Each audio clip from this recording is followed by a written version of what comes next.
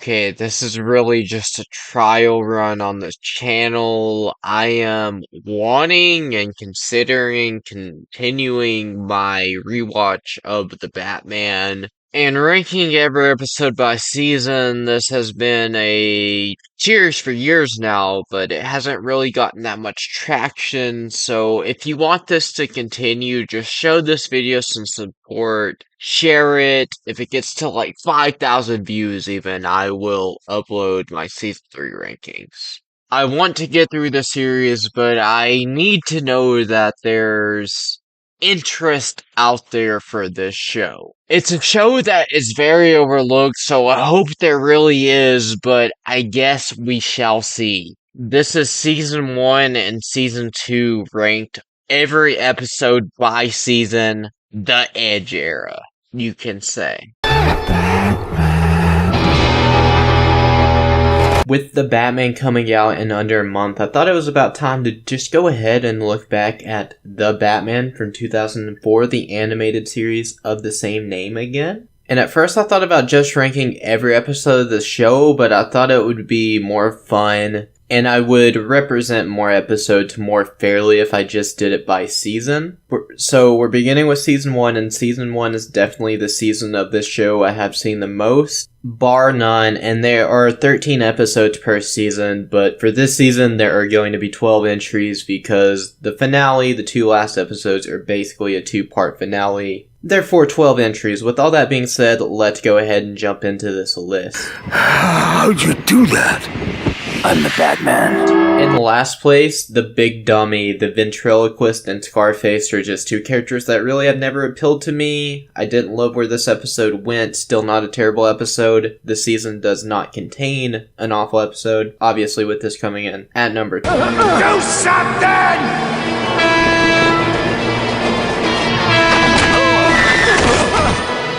Dummy!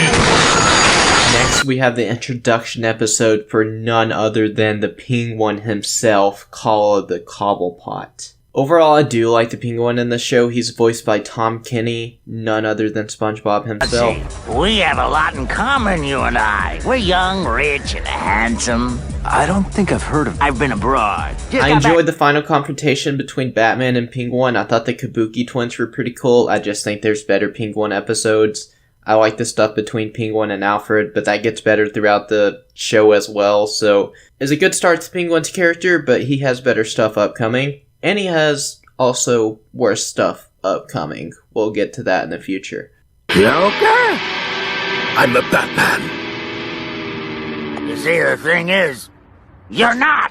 Now number 10, the first Joker episode out of 3 on this list, Topsy-Turvy. So the whole concept of this episode is that Joker is trying to get revenge on everyone that has, quote, did him wrong by turning them into playing cards. Which is fun enough, but I gotta say, in this episode, I just love Joker's vehicle. I love the car he's driving around in this thing. I love the chase scene between him and Batman. The concept is very weird, but it's also very dark. It works perfectly for Joker in a show like this. Adley, how many times do I have to tell you? I hate macaroni and cheese!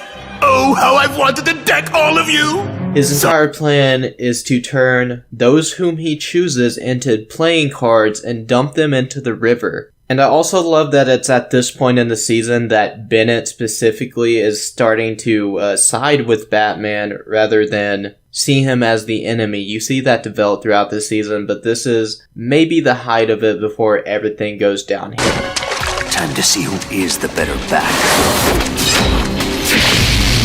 At number 9, I have The Man Who Would Be Bat. The first episode with Man-Bat, really the only episode where he's the only primary villain. Also his best episode, which he doesn't have much competition in that department. Man-Bat is really weird with the goo he spits up in this episode, but it's something that really adds to his arsenal, makes him more of a threat, and adds to this episode in a weird way. I also like the animation when Man-Bat is using his echolocation. I don't know why I love how he's seeing things, not seeing things, he's hearing things. I like how it goes to black and white. I really like the animation in this episode. Let's see how your sonar likes the look of this. And much like Topsy-Turvy, I love the Detective Ian and Bennett stuff hunting down Batman, and I said topsy-turvy is probably the peak of Bennett's realization, but this is where it really starts to push at the forefront of his character, where he's seeing Batman as a hero, because that's what he is, which Bennett is one of the best characters in this season. I think he gets overlooked too much. And a major reason Bennett really starts to believe that is because Batman saves his life in this episode. It's just kind of little moments like that and character progression that carries over throughout the season that makes this show special to me, especially the first and second season. Now stand aside, so we may complete our business with her. The lady leaves with me. Number 8, The Cat and the Bat. I really like Catwoman in this episode. The chase scene between Batman and Catwoman is great, as chase scenes between those two typically are. I like that Catwoman steals his utility belt. I like her playing around with it and trying to figure everything out. Not a big fan of the clan stuff, so that's what drops this episode down a bit for me. I've got to say I love Catwoman's design though. It's possibly my favorite villain design in the show. I just love her with the goggles and the all black suit. It looks so great. The second and final Penguin episode of Season 1, Bird of Prey. This is kind of a comedic episode. You should learn to play nice, Penguin. Why? I hate your guts! A lot of the comedy really works for me. Tom Kenny as Penguin can just pull off comedy and being a dick both in the show. He's great. Penguin basically has Alfred hostage again, much like he did in his first episode, except this time, instead of at Cobblepot Manor, it's at Wayne Manor, so switching things up a little bit. By far the most interesting part of this episode, though, of course, is the Batman-Bruce Wayne stuff. Bruce and Batman having to act like they're in the same place at the same time, even though, lo and behold, they're the same person, obviously. That kind of stuff's always fun if it's handled right, and I thought it was handled pretty freaking well in this episode. I don't know how many hot takes you guys think I've already had in this video, but maybe this will be my hottest take, I'm not sure. Number 6, Q&A. I know this is an episode that's very divisive. Usually people love it or they hate it. I'm pretty in between on it. I really enjoy this episode quite a bit. It kind of reminds me of a Riddler episode without the Riddler, which I guess Cluemaster is kind of just a D-grade Riddler. He's all about trying to outsmart Batman. That's the whole concept of this episode. I just always find that intriguing. That's why I really love the Riddler as a character. I don't like Cluemaster as much as the Riddler. The Broccoli Children thing is really weird, but the actual game show stuff, I enjoy. This is a villain that was obsessive with being smart, much like the Riddler. So what I'm saying is, this is a discount Riddler episode. They were prepping us for Season 2 when the Riddler made his triumphant debut. So if you hate this episode, it's really just because you don't like the Broccoli Children. Don't lie. I shall give you, the Batman, one chance to save their cheating lives. A bonus round.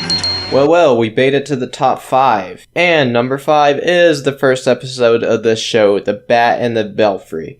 Gotta show it some props for being the first episode. Of course they did Joker for the first episode, the first Joker episode of the show, the first episode of the show overall. Kevin Michael Richardson is fantastic. I like how much of the Joker's artillery, how much of his arsenal you get to see. The Jack-in-the-Box is freaking great. He is looking like a maniac. This is the craziest Joker ever looks. Like after this, once this design starts to change up, he starts to look more like traditional Joker. But this first episode, he definitely looks crazy, and I love it. I like the straitjacket. I like everything. I like that he showed up to Arkham. That's the first place Joker was spotted in Gotham. Freaking Arkham Asylum. Makes sense to me. Really know how to spoil a coming out party. How do you expect me to spread mirth and whimsy without a proper hideout? This episode sets up Batman as a vigilante throughout this season, and the cat and mouse chase that ensues between Ethan Bennett, Detective Yin, and Batman throughout this season. It all builds from here. It took this episode to set it up. Joker's great, Kevin Michael Richardson. The animation is beautiful. It was a great start to a great show. Lights out, Batman.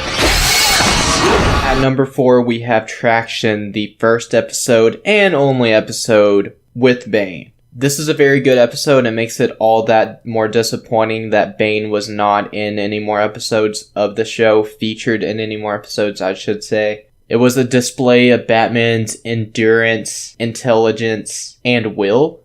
Bane is really the first foe that has challenged Batman on such a physical level. The fight scenes are great, everything with the GCPD is great. And the thing I have to touch on with this episode is Batman and Alfred. That fatherly son connection between them you get to see on display in this episode. Alfred has to help Bruce through an emotional defeat, physical defeat, because he gets his ass whipped. And it's great. It's great seeing things like that. I left you with some dignity last time, but now I will unmask you, then break the rest of your bones. I said earlier that maybe Q&A is my hottest take. Maybe this is my hottest take. The big heat in the top 3. I can't really explain why I like this episode so much. Firefly looks freaking awesome. I like the detective elements throughout. I like the chase scene at the end between Batman and Firefly.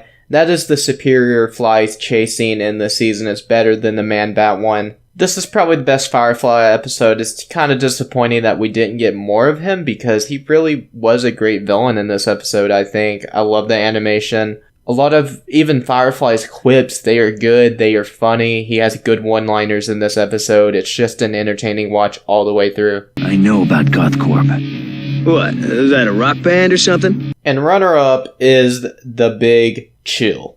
They got the Big Dummy, the Big Heat, and the Big Chill. I wonder if these guys, the creators of the show, were fans of the Big Lebowski or something like that. Or if they're just sticking with the theme, because they got the Bat and the Belfry. That's the first episode. That has 2 of these. They are telling you what is up from the beginning. The Batman.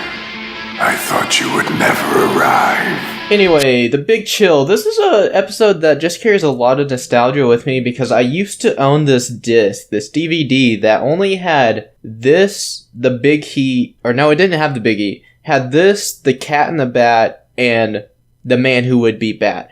Only those 3 episodes, and this was by far the episode I watched the most because I love Mr. Freeze. I still love Mr. Freeze. Mr. Freeze, you do not have permission.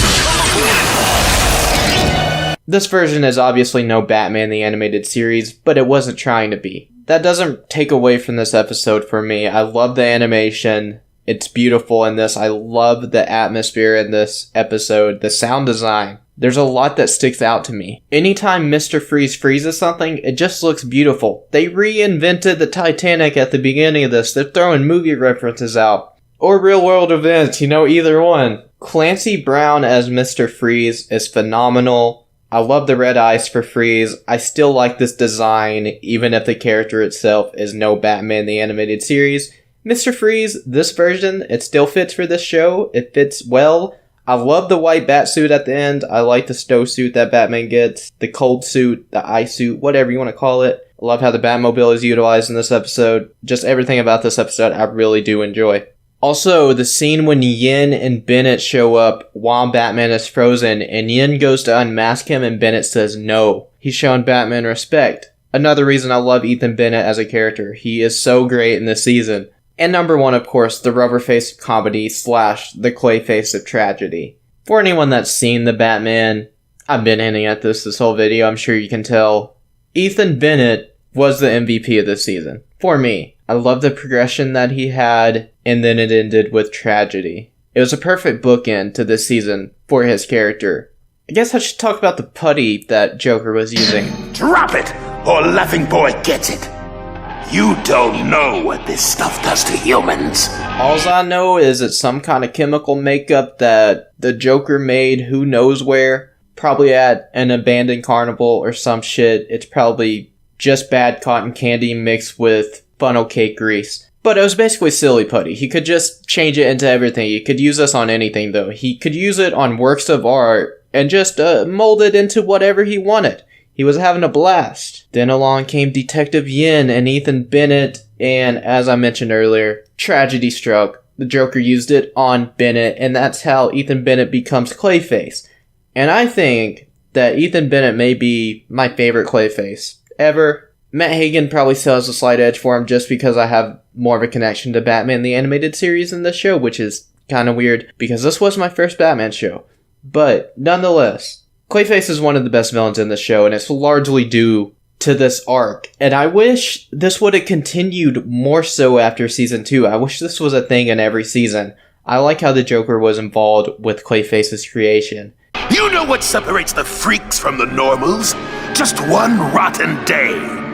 Ever had a really rotten day, Batman? These are 2 very emotional episodes, very heavy, focusing on 2 of the biggest villains in the show. The first is, of course, Joker, and the second is a Clayface episode. I will say, if I had to rank the 2 of them, I'd probably give Clayface a Tragedy the slight edge, just because it is very emotional. You can't help but feel bad for Bennett. And there's a lot of depth. You're heartbroken for Bruce because they were childhood friends. And just seeing what it is really doing to Bennett mentally it's hard to watch at times, honestly. It's a cartoon, but who cares? It's still, there's a lot of emotional depth. The writing is very good. So that was my ranking for all the Batman Season 1 episodes. Let me know yours down in the comments below. Be sure to like, share, and subscribe if you enjoyed the video. Hope you have a wonderful day, and I will see you guys next time.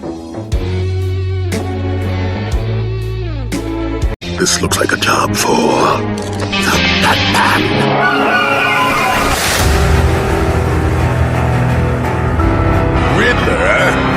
You stealing my shtick? I do riddles. Cold.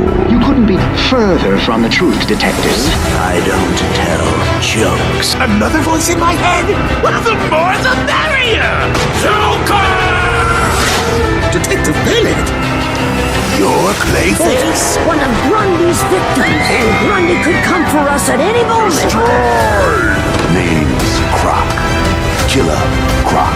The reach of Ragdoll is quicker than the eye. I'm tracking a few leads. Meow. Excuse me?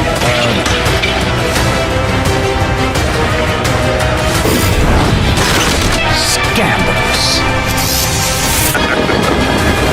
I'm the Batman. Bye-bye, Batman.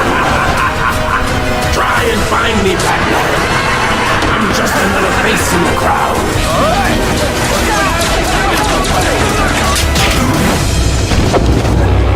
You read ancient Egyptian? The pictures help.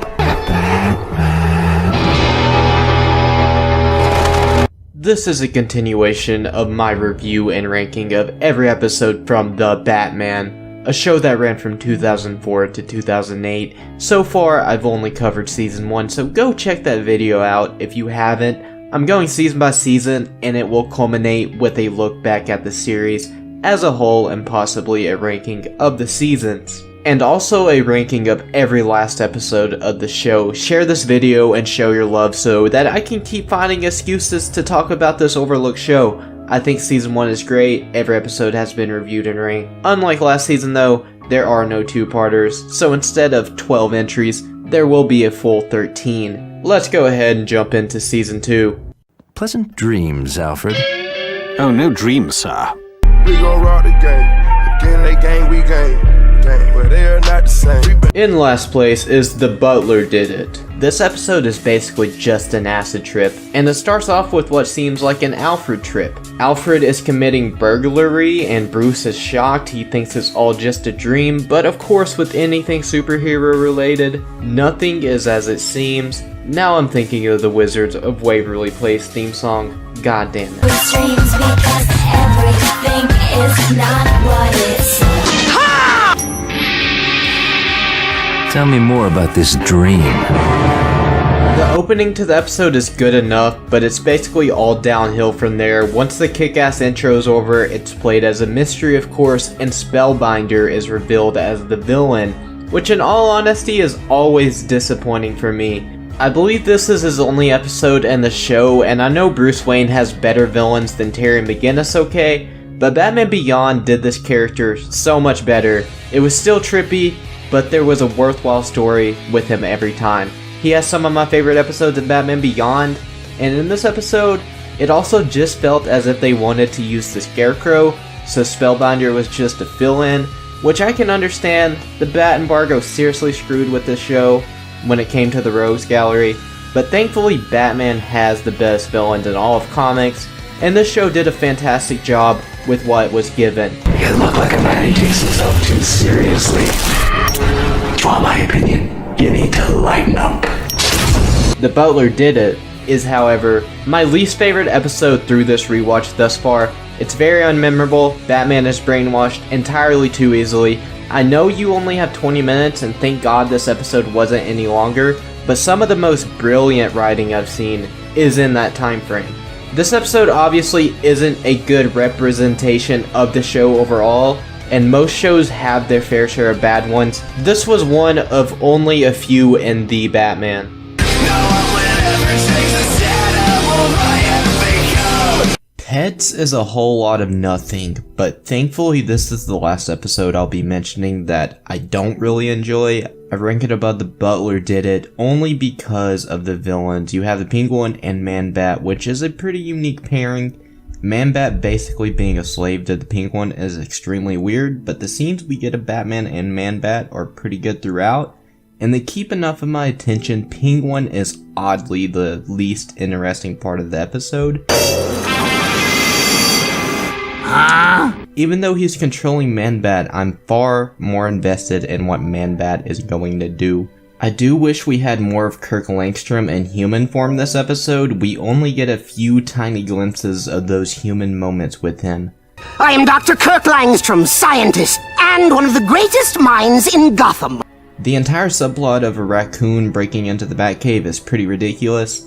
It even gets to the point where the power in the Batcave goes out and Batman is left alone with no Alfred over the comms momentarily whilst battling Man-Bat. It was just kinda too goofy for me. I guess this episode was going for more of a comedic feel, but it really didn't work in this episode for me. It just doesn't fit the overall vibe of the season. Wouldn't a blood bank be more your style, Langstrom? Aside from being a team-up episode, of course, which I have yet to mention in this episode, but this is the first team-up episode I've mentioned, and there will be plenty more of them. Or not even necessarily team-up episodes, just episodes with multiple villains in it. I think Penguin and I are through with pets for the time being. How about a little game of chicken, Cajun style? Had a good friend in New York City. He never called me by my name, just Hillbilly. So at number 11 is Swamped. I really wish I could rate this episode higher for a few reasons. I love the Cajun Killer Croc, I love his theme, something about it just works. He's voiced by Ron Perlman, who is always a welcome addition to any show. Fun fact for anyone not aware, Ron Perlman also voiced Clayface in Batman the Animated Series and Slade in Teen Titans. He is actually a massive part of the DC family, voicing 3 separate DC villains. Also, he's always my Hellboy. We love you, Ron. Have a beer. Oh, my body's a temple. Well, now it's an amusement park. No. The glandular balance... Just shut up and drink it, will you? Listen, Mothball, there's only room for one killer here. That's Killer Croc. I also love anytime Batman gets a new suit in this show. The water suit he's wearing in the back half of the episode is great. I still prefer the cold suit and the big chill from season 1, but it's a great looking suit, and it makes sense for story purposes. Killer Croc is trying to flood all of downtown Gotham. Croc said today's flood was just a dry run. If I wanted to do some big city croc hunting, where would I go? That's kind of all this episode is, but it was still enjoyable. This version of Croc is distinct to itself, and I really do enjoy it. I have to mention that this design of the character does have a tail, which for some reason I just love when Killer Croc has a tail. It comes into play when he's taking on Batman in this episode. It just adds to Croc's moveset and makes him feel more crocodile than man. There are plenty of things to enjoy in this episode. I just had a more fun time, or found more to appreciate in the episodes above it. But I have just the thing to make 'em laugh. Die laughing, in fact! You don't know me, you knew me. You thought Joker was a joke, that's just my life, this ain't no movie. Kicking off the top 10 is the first of many Joker episodes this season, JTV, and I have to start this off by saying that Swamped could really give JTV a run for its money. They are extremely close for me, both weaker episodes in the season, but still fully enjoyable in their own right. This is probably one of the weaker Joker episodes, but most Joker episodes in the show are pretty damn good. The Yin stuff in this episode is very interesting. I always watch my partner's back. And something you will probably notice about this list is that she's involved in most of my higher ranked episodes. The connection that was formed between she and Batman at the end of season 1 is fully carried over to season 2, which I just love. There's already history, chemistry, and attachment that we have there. So to build upon that is genius. In this episode, Detective Yin gets a new partner though, Cash Tankinson, who is voiced by Patrick Warburton, who is most notable for the role of Joe Swanson in Family Guy. No! I said I'm not hungry! Where is it now, huh? Where is it now? And I love him as a voice actor. He has a very distinct voice, but I am not a big fan of Cash Tankinson as a character. He surprisingly will show up later again in the series, and I do hope I enjoy him more once I get back to that part of the show during this rewatch. Although I wasn't the biggest fan, he did serve his purpose in this episode, showcasing that Detective Yin's true new partner after the Ethan Bennett tragedy is in fact the Batman. As for Joker himself, he's the Joker. I don't really think the character is ever written poorly in this show. And it premieres tonight on my very own pirate network, JTV! Joker taking over the television broadcast is a classic trope at this point. It happened in Batman 89, multiple times in Batman the Animated Series, even in Justice League, and it's something I always enjoy. Joker is an absolute madman and he wants all of Gotham or even all the world to see his work. Look, I don't care who you are. You're not gonna... Gwynplaine Entertainment is the Joker. Don't touch that remote. The mayor's involvement in this is basically just being kidnapped by Mr. J, but it's a character worth mentioning because he's voiced by Adam West, which is some of the most phenomenal casting ever. Adam West as a mayor in a Batman show, thank God for the Batman. I knew you'd employ your sneezing powder, so I took an anti-allergy pill. Nurse, this woman is in labor. Excuse me, I was here first. My leg is asleep. Some are silk and some are leather. They're the faces of a stranger. Finally getting into single digits here, number 9, Ragdolls to Riches. Okay, although my rankings may not indicate so, I am really enjoying Catwoman during this rewatch. She is definitely one of the best rogues in the show, honestly just one of the best characters overall. I've mentioned how I love her design in the show. It is the best villain design in the show, I think. It's one of the least drastic changes that the show did, but she looks amazing. The black suit and yellow goggles just fit the atmosphere and feel that the show exudes. But also, I think this is my favorite version of Catwoman after Michelle Pfeiffer to this point. How could you? I'm a woman. I'm sorry, This is being recorded before the movie The Batman, so that is subject to change, as everything always is. Selena, they'll throw your life away. Don't worry, honey. I got 9 of them. Something the show has done an incredible job with is making Catwoman an anti-hero who still leans toward the side of crime more than she does good. You can tell that Selena is a good person deep down. I know this is nothing new with Catwoman, it's been part of her character forever, but a lot of times I don't think they do the best job managing the balance act with her character. It's one of the reasons Catwoman has never been among my favorite Batman villains. She's still a great character, I have just never loved her as much as many people do. In this show, however, up to this point in my rewatch, the Batman has managed to do it extremely well. What do we have here? Nope, they're not in here. And the main reason her episodes have ranked on the lower side of things for me is due to reasons outside of her. This one being Ragdoll, and I don't hate Ragdoll, I think he's pretty okay. Definitely a character that fits the realm of animation, a massive upgrade from, say, Spellbinder, but honestly, as for Batman and Catwoman, this is kinda just like the first Catwoman episode again, but with Ragdoll instead of ninjas. For Bruce and Selena, however, things do go a little further, and that's what I love about this episode. I really enjoy the Selena Alfred dynamic as well. I think that's worth mentioning just because it's something we don't get all that often. Overall, it's a solid episode that I'll never mind rewatching. Finders keepers? They don't belong to you. Who then? Bruce Wayne? You've been tearing me apart, rip me little by little. I don't even want to start trying to solve all your riddles. I feel wrong for having Night in the City this low at number 8. I feel like this placement is the one that most people would disagree with. It is a pretty highly regarded episode of the show. I think the ambition of this episode is the reason for its slight downfall. That's not the greatest word to use because it's still a very good episode. it just has so much going on that 20 minutes isn't enough. This would have benefited from being a two-parter similar to the last 2 episodes of Season 1. This episode throws everything at the wall, and I think more of it hits than doesn't, but I do have some hangups preventing it from being higher in my ranking. Thought you could use some good press.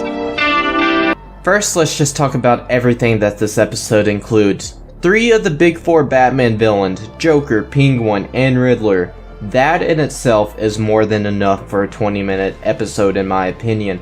But we also have the GCPD full-on hunting Batman, and the introduction of one James Gordon. Not to mention Batman teaming with Detective Yin for the entire runtime. She loses her badge, and also, this episode ends with the freaking introduction of the bat signal. How do we call him? He gave us a signal! And setting up Batgirl for Season 3, which is a great way to end the season, but there is a ridiculous amount of stuff happening in this episode, and I think it's to its detriment, but it does have plenty to enjoy, and nothing is terrible, just a little disappointing. I'll touch on the GCPD stuff first before I go on my "this is the worst Riddler episode of the show" tangent. You and me work together? I'm into riddles, not jokes. I really do like Batman and Badgeless Yin versus the GCPD element. I enjoy Gordon enough, he's not center stage of this episode or anything, so there wasn't really enough to judge his overall character in the show, but from what was presented in this episode, they got Gordon right. He was never really against Batman, and that's obvious from the first moment he's on screen. He gets Yin her badge back in the end, and Yin is great as she always is. I love how much of her and Batman working together we get to see in this episode. I enjoy the dynamic between the two a bit more in other episodes, but it's still great here and probably the best aspect of the episode. It's very disappointing that we didn't get to see it continue in future seasons though.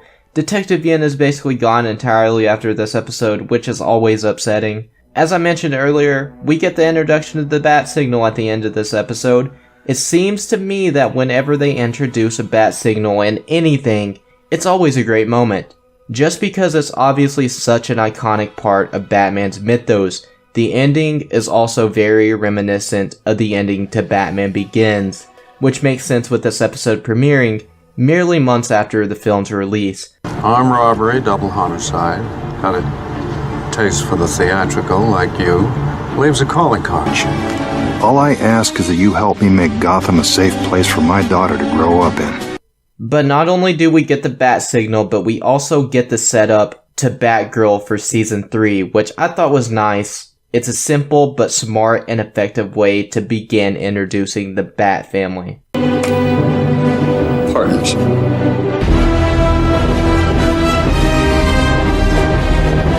Now I've saved what brings this episode down in the rankings for last, and that is the villains, which I hate saying because it's the freaking Joker, Riddler, and Penguin. They are all fine overall, but this is a weaker villain episode.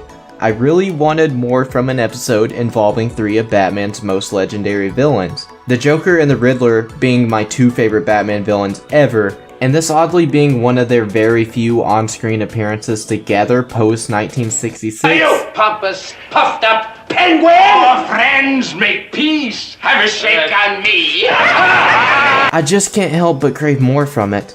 The entire concept of this episode is that much like the GCPD, Joker, Riddler, and Penguin are hunting Batman, and they are hunting him because of a deal they made to rule Gotham, which is a fine setup and all, but I would have preferred something more creative with an episode this big. This doesn't match up well compared to the Season 1 finale, which wouldn't be so disappointing if it wasn't 3 of the biggest fucking Batman villains. And the only villain I really want to talk about to an extent is the Riddler. The other 2 have and will continue to be covered repeatedly over the course of this series. Joker and Penguin are fine, both characters have better episodes, they both have worse episodes as well. They are the 2 most used villains in the show by a pretty large margin, Joker especially, but the Riddler is in only 3 episodes of this show. And this is by far the worst one, which is fine because this is still a good episode, which means the show never did his character wrong per se, but this is the most wrong he was done. If there is a main villain of this episode, it's the Riddler. Lost my last chance to not be the Riddler. But his character is just a little off in this episode. I know that Riddler isn't used much in any Batman series really because he's a difficult character to write, but I also know that this show can write the Riddler. And firstly, he didn't even tell that many riddles in this episode. It undoubtedly pales in comparison to his debut episode that we'll be discussing later on. This applies to all the villains, not only the Riddler, and it is definitely because of the limited screen time. Each of them, Riddler, Joker, Penguin, seem a bit too incompetent at times. And it's because the show has to wrap everything it's trying to do up in the span of only 20 minutes. So yeah, I think the villains are the biggest indicator here that this episode wasn't long enough. I think it would have greatly benefited from being a two-parter, but it still is a very enjoyable and good episode overall, so I don't want to complain too much. I mean, it's still three of Batman's biggest villains. I still had a good time with this episode. They just tried to do a little too much with the runtime they were given. What? Fix it, chill. You chill.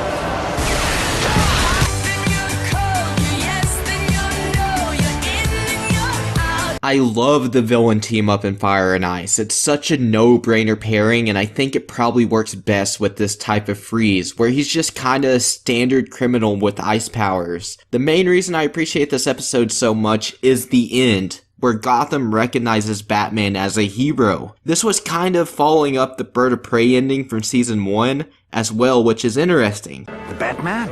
He saved us. Yeah, he saved the city. These tiny but massive progressions of Batman's character. I thought the plot of this episode was good enough. It's pretty standard, but it's high stakes, and it actually does make an okay amount of sense. Freeze, with the help of Firefly, is building a giant cryogenic machine. I don't remember the exact name. It was kind of like the ending to Batman and Robin, but much, much better. Firefly's involvement was kind of just to serve as Freeze's right hand, performing heists and stealing all the cryogenic tech for him. They didn't build on his character at all, really. He did have some funny quips yet again, though. Brought you a present. Gotham City in the palm of your hand.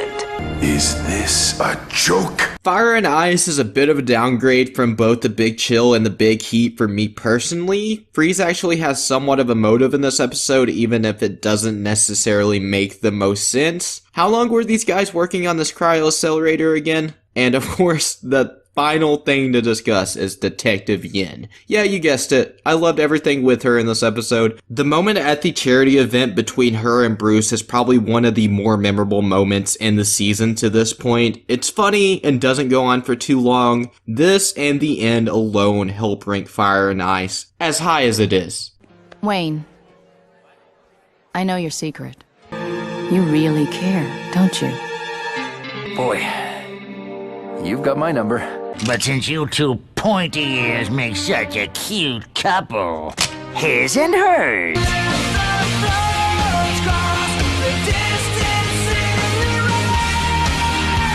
The Cat, the Bat, and the Very Ugly. This will be the last time we are discussing everyone's favorite feline, Catwoman. I feel like I touched enough on her character between Ragdolls and Riches and her introduction episode, The Cat and the Bat, but something on full display this episode is the Bat-Cat relationship, which yes, we see that in the other two Catwoman episodes, but it is really the entire episode in this one. And I like that decision. I personally don't think Catwoman is that interesting without Batman. I'm sorry, I just don't. But that isn't too much of a concern in an episode where they are literally handcuffed together. Now, how we got there was Catwoman was trying to steal a jewel, a cat jewel, but plot twist, the Penguin was there as well, trying to steal a bird jewel. Who would have thunk it? Then Batman shows up and the Penguin just has a set of handcuffs lying around for God knows why. I thought it was a pretty decent setup to this Batman Returns-esque episode. Not really a Batman Returns episode, it just has the same two Bat villains. The entire concept of this episode is actually that Cat Jewel and Bird Jewel combined to generate a power that is equal to the sun, or some shit like that. Or Gotham suffers the wrath of the sun. Sun?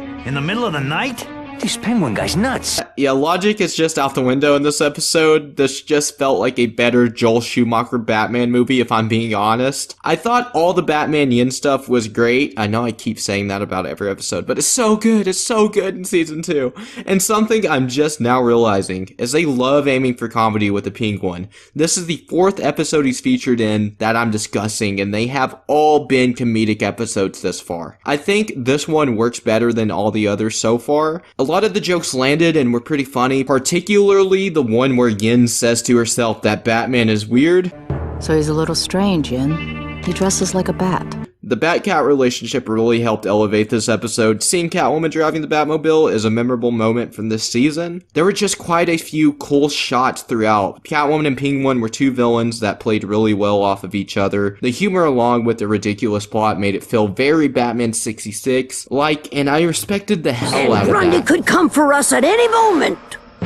Let's get out of here!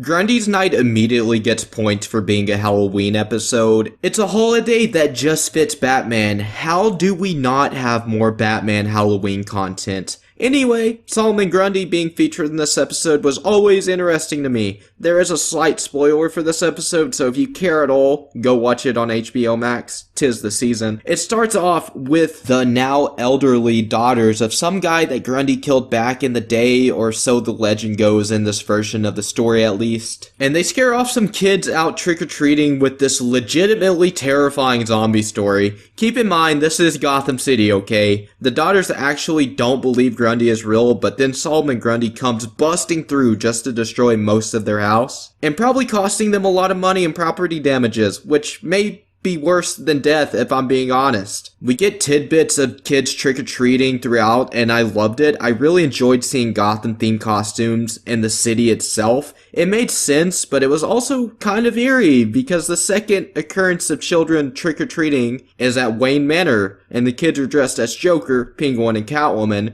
Just the thought of a kid living in Gotham City and sporting a Joker costume is terrifying. This is something that seems to bother Bruce a little as well, which makes sense. This is somewhat like the Batman in the sense that Batman is discovering that he needs to be more than he already is. If you consider Joker, Catwoman, and Penguin good, I guess it's more fun to be the bad guys. I think this entire season has been showing that with this version of the character, and later on Batman comes across some trick-or-treaters yet again, and there is a kid with a Batman costume. Batman simply says, "Cool costume," and is on his way. But it was just a really great moment and payoff to the little things they had set up earlier in this episode. All that's really left to talk about now is Grundy himself. I love that it's played as a legend. No one has actually seen Solomon Grundy. He's just this undead swamp monster that may or may not be real. The initial encounter between Batman and Grundy is in the house of the sisters mentioned earlier. I think they are twins. I don't actually remember if they are though. But anyway, the first fight was pretty good. It definitely displayed Grundy's strength well and showed him as a very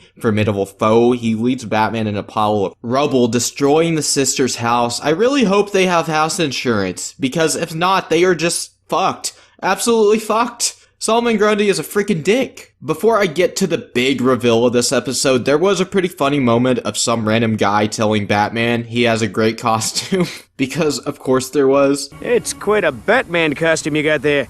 Listen. After the first fight with Grundy, although Batman did get his ass kicked, he managed to get his hands on some evidence, some zombie tissue. But we later find out this isn't undead tissue or even average human tissue. It is very mutated. It is moving. It's alive. Yes, that's right. It's motherfucking Clayface. Ethan Bennett is back and just angry at the world. Honestly, understandably so. The final fight isn't really better than the first or anything. I just liked all the things we got to see Clayface transform into. It was the most advanced transformations we had seen him do in the show to this point, showing that his abilities have gotten even more powerful. It's a shame that we don't get much more Clayface, specifically Ethan Bennett Clayface in the show going forward, but this was a damn good episode of the show. Great Halloween episode, great Batman episode. Clayface is one of the best villains in this show. Trick or treat. Clayface. Joker! Detective Bennett! You're Clayface? Speaking of Clayface, the first time we see him in the series since he was created by the Joker is in the episode Meltdown, and the Joker himself is in this episode. It's sort of a Vendetta-esque episode where Clayface is going after the Joker, and there's a cool moment in here where Clayface comes face to face with Batman, and of course Clayface in the series being Ethan Bennett, Bruce Wayne's best friend, so therefore Batman's best friend. It's basically their take on Two-Face combined with Clayface, since they weren't allowed to use Harvey in the show because of the Bat embargo. But there's a moment where Clayface says, I'm not doing this for revenge. I'm doing this to assure that Joker doesn't do this to anyone else. You can understand that, right, Bats? This isn't about revenge. It's about making sure what Joker did to me never happens to anyone else. And he has a brief flashback to his parents, of course. The whole reason that Batman is doing what he's doing, the whole reason for his crusade is to prevent that from happening to anyone else. And early in the episode, Ethan is on trial of sorts, and he is allowed to walk to be a normal member of society as long as he abides to the guidelines, which is partaking in chemical testing,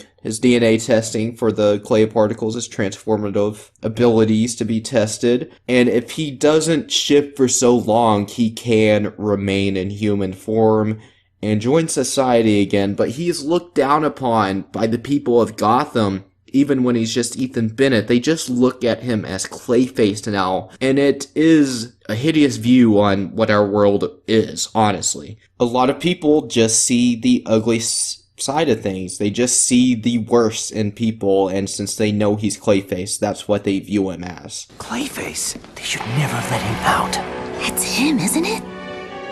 Yin is used sparingly in the episode, but I think she's utilized pretty brilliant. The diner scene with her and Ethan, which is where all those people are looking at him in disgust because they know he's Clayface. Like, they're saying, how could they let him walk and everything like that. But just the moment there between Ethan and Yin is beautiful. Ethan asks, have you found a new partner? And her response is not exactly, which culminates in the end when Clayface is trying to stop the Joker, who's broken into Wayne Enterprises, stealing from Wayne Enterprises, stealing a bunch of gold and things like that. It comes to a head with Joker versus Clayface. Batman then interferes, so it's kind of like a triple threat type situation. And the Joker kind of changes his view on things.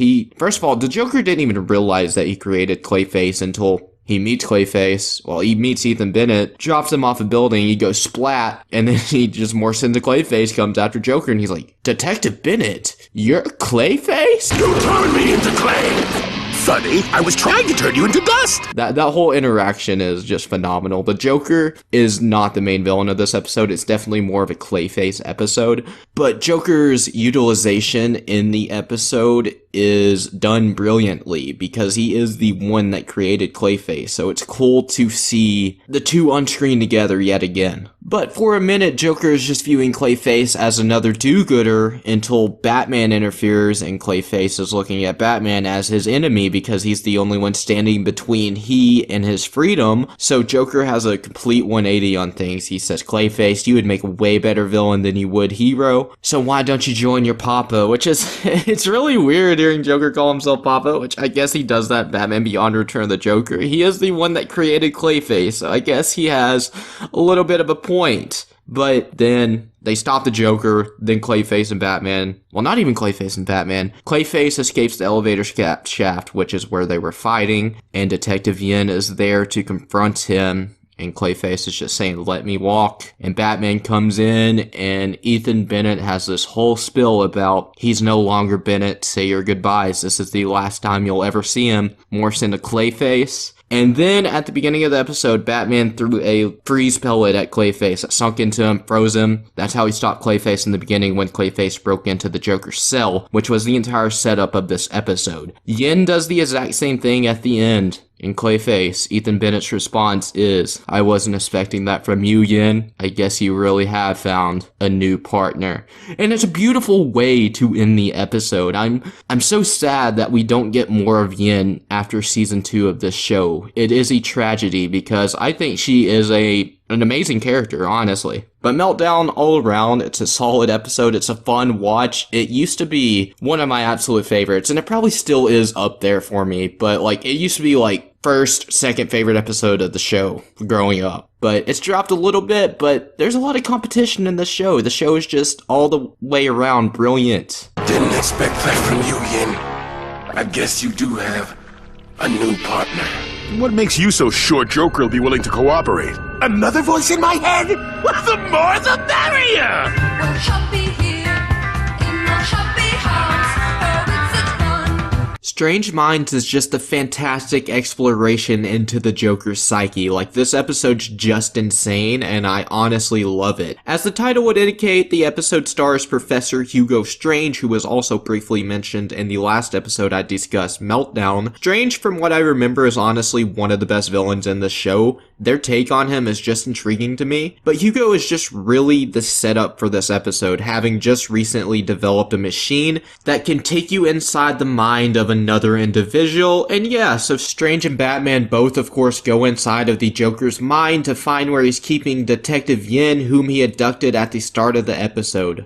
Or, in this case, my lovely diva, Detective Yin.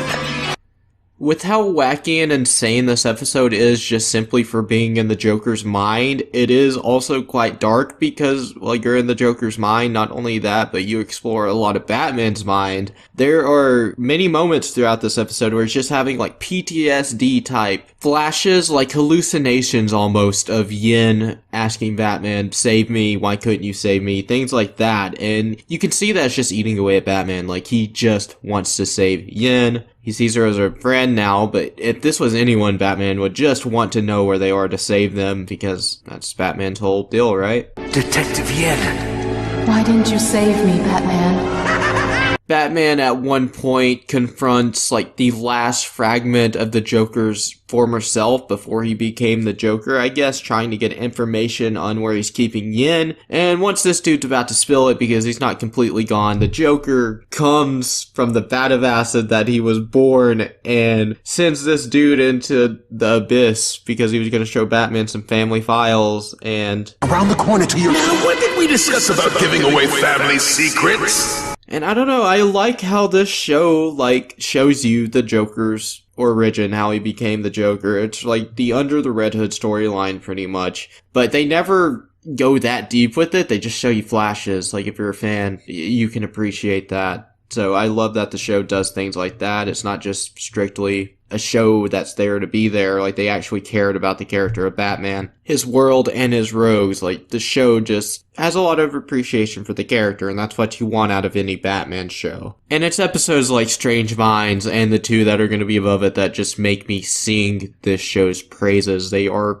phenomenal episodes. Like, it's a perfect way to spend 20 minutes if you're a Batman fan, I think. So before they do go into the Joker's mind, they describe the device as like a two-way radio transmission. So when Batman is confronting the Joker for like the final time in the Joker's mind, he flashes back to that, remembers it. So he brings the Joker into his mind and they're like back in reality. So Joker just thinks he's woken up and he spills where Yin was because he sees Yin right there. He's like, "You got Yin under the opera, whatever it was, the opera stage, didn't you?" And then like they all turn into Batman and smile, and it's like, I don't know, if it's your first time watching the episode, I don't know if you'll see it coming, because I honestly didn't. I always remember that moment now, so like rewatching it just is never the same. But I remember the first time I watched it not knowing that. I was like, Batman is a motherfucking G. This is why we love that character so much. Wait a minute. So yeah, Batman defeats the Joker by taking them outside of the Joker's mind into Batman's mind. And then Batman snaps back into reality, goes to save Yin in the nick of time. The countdown stops at 2 seconds, not 1, which I personally appreciated because it's such a trope to do it at 1. At least you gave us that extra second. Batman needs to stop one of these at like 7 every now and then. Also, Batman was kind of going insane, which, well, we've seen in a previous episode. So the Joker keeps getting to this guy. This guy being Batman, of course, and Alfred is thankfully there to snap him out this time. Like, Master Bruce, don't go insane, because that's going to be very sad, and Gotham is going to die. And Bruce is like, shit, yeah, no, I'm the Batman. I'm gonna survive, I always do, because I'm the Batman. Hugo Strange's, incorporation in the episode was really interesting. I didn't really care about him at all once he went into the Joker's mind, but at the end, there's, this cool moment where he's basically kind of calling Joker a pussy. He's like, tears of the clown. And he's like, so far from getting to the other side, and he's, got a picture of Batman. So, he wants to know much more about Batman than they previously let on. But of course he does. He's Hugo Strange. So many more roads to cross before I can get to the other side. I'm the Batman. I suggest you get away from me, 'cause I'm losing my mind. Next episode, though, I speak to Batman going insane. In this episode, he also goes insane. The Laughing Bat is a pretty crazy episode. The fact that this exists is simply awesome. Joker has decided to dress up as Batman himself and punish civilians for victimless crimes, the smallest of the small. He gasses a jaywalker, a grandma for driving with her turn signal on for 3 blocks, and the mayor's wife for using 11 items and a 10-item checkout. But my favorite of them all has to be when he confronts the 2 little girls for graffiti. But that's why I became a crime fighter, to take out garbage like you. Batman intervenes to keep these children from facing the Joker's laughing gas. Joker says he's tired of Batman always getting the better of him, so he decided instead of beating the Bat, he'd be the Bat. Joker actually gets the better of Batman in this fight, gassing him. Before doing so, he says Batman needs a Joker. Joker? Where? So I don't know, it's just kind of wild. There's an episode of television where the Joker is posing as Batman and Batman is laughing maniacally through most of it. This episode is kind of silly, but it's also kind of dark. Joker has a new string of gas that Bruce doesn't yet have the antidote for, so Batman must go find Joker before his time is up so he doesn't die, and so none of the other infected die. Although that unlucky jaywalker probably bit the dust, seeing as Batman only had an hour left to live before going to confront Joker one last time. I have an hour left to live. Penguin's incorporation in the episode is fun. He's just kind of there as a means to bring Batman and Joker back together in a timely manner. And I do appreciate they use one of the actual rogues instead of some random thug or civilian. Overall, The Laughing Bat is a great episode. It's just a really good, fun Joker episode. Okay, now you two are starting to creep me out. Someone is very bright. Step into the light so the Riddler can see you.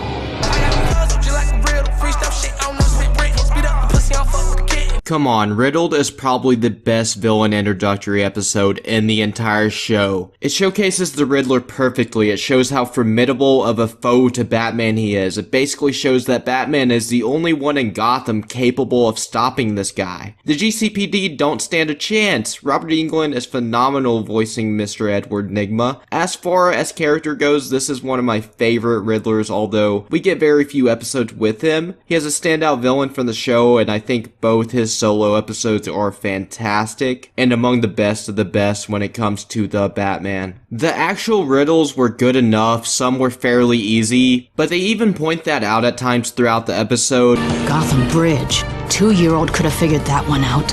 With how this specific episode is written, the riddles themselves don't really matter, because Batman eventually figures out that Riddler has been leading them away from the actual scene of the crime this whole time. Riddler's plan this episode is to upload all of Gotham's data onto his mainframe, so he has anything he needs at the click of a button. Knowledge is power, you know? As you've been learning, knowledge is power. I feel like this is also the first episode that shows you how strong Batman and Yin are as a unit. At one point, Riddler has Batman strapped to a lie detector, and if he fibs, then Yin gets zapped. So Yin goats Riddler, and Batman tells a tale that leads to Enigma being zapped, and although he gets away for a moment, it's ultimately his downfall. Riddler is arrested and tells the police commissioner that Yin is working with the Batman, but he of course says it in the form of a riddle. I just love his compulsion to always tell riddles. He can't help himself, and that's how Batman wins. When it comes to the Batman, I think Riddled is easily a top tier episode and among the best. Inside my brain. Stop speaking in riddles. So there it is, my completed ranking of every episode from the Batman Season 2. Let me know what you think about it down in the comments below. Sorry this video took a while. Hopefully it doesn't get copyrighted or anything like that. Hopefully we're all good. Thank you so much for watching. Share your love for the video, and I will see you guys next time.